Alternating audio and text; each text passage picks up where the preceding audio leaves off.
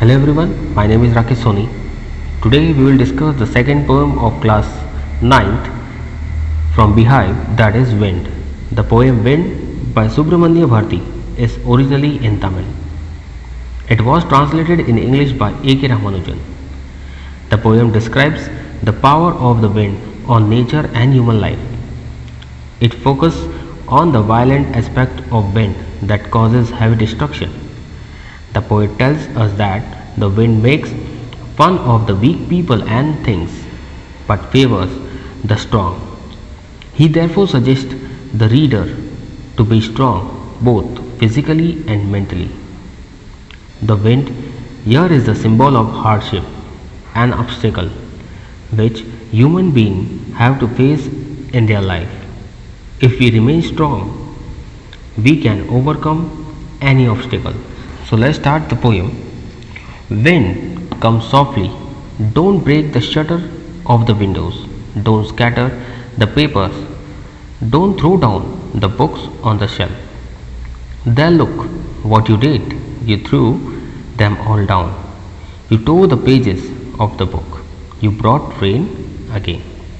The poet requests the wind to blow gently and asks not to break the shutter of the windows, scatter the paper and throw down the books from the shelf. Scatter means to separate. Wind does not listen to him and turn violent and destructive. It throws down everything and tears the pages of the books. The poet accuses the wind of bringing rain once again. You are very clever at poking fun at weaklings. Here poking means to make fun of and weakling means weak things. Frail crumbling houses, crumbling doors, crumbling rafters, crumbling wood, crumbling bodies, crumbling lives, crumbling heart. Frail means weak and crumbling means to break or to fall. He tells the wind that it always make fun of weak people and things. It crumbles down weak houses. Crumble, already I have told you, crumble means to break and fall. It crumbles down weak houses, weak doors and weak rafters, weak bodies and weak heart. But the wind does no harm to strong. The wind god winnows and crushes them all. Winnows means to separate. He won't do what you tell him. So come, let's build strong homes. Let's join the doors firmly. Practice to form the body.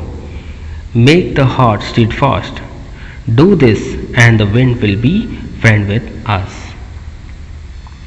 So the poet says that it is up to the wind god whether it brings destruction or shows mercy on humanity.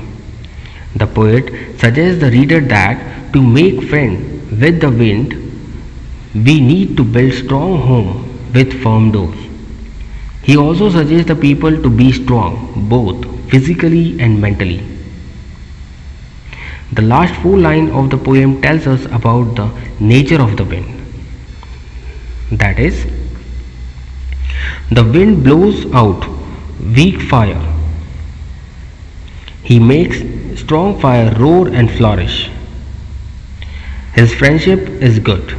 We praise him every day. So, here the poet says that wind is God. We praise wind every day.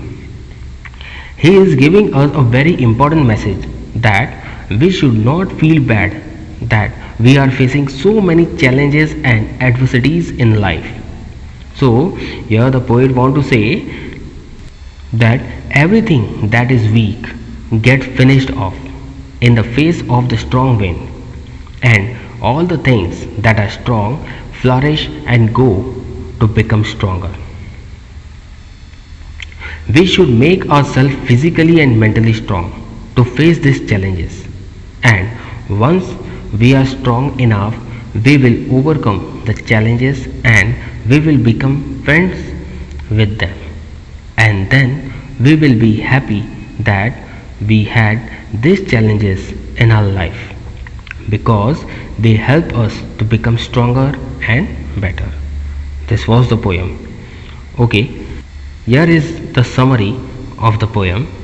The first part of the poem describes the action of the wind. The poet asks the wind to come softly.